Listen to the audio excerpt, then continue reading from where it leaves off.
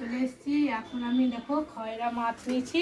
খয়রা মাছ, এখানে ধনেপাতা, এখানে টমেটো, এখানে সর্ষে। এখন আমি খয়রা মাছের ঝাল সর্ষে করবো।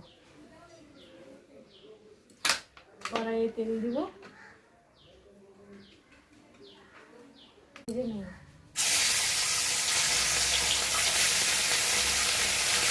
বড় বড় খয়রা মাছ বন্ধু, এগুলো উল্টিয়ে নেব।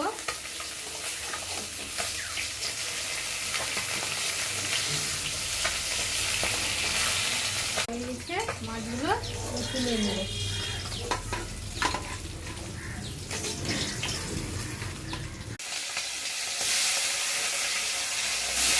এখানে সর্ষে, লঙ্কা, রসুন বেটে নেব।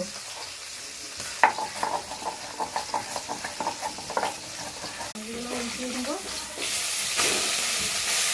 ভাজা হয়ে গেছে, তুলে নেব।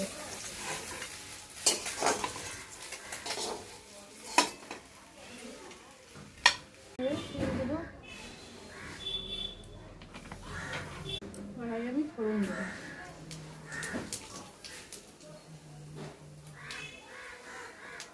টমেটোগুলো দিয়ে দেবো।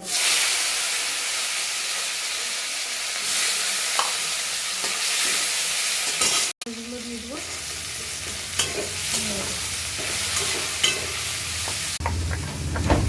পাতনাটা হয়ে গেছে, দেবো।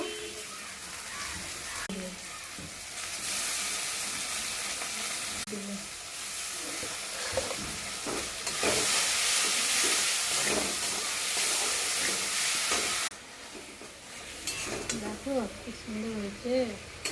সরষে লঙ্কা বাটা দিয়ে খয়রা মাছ।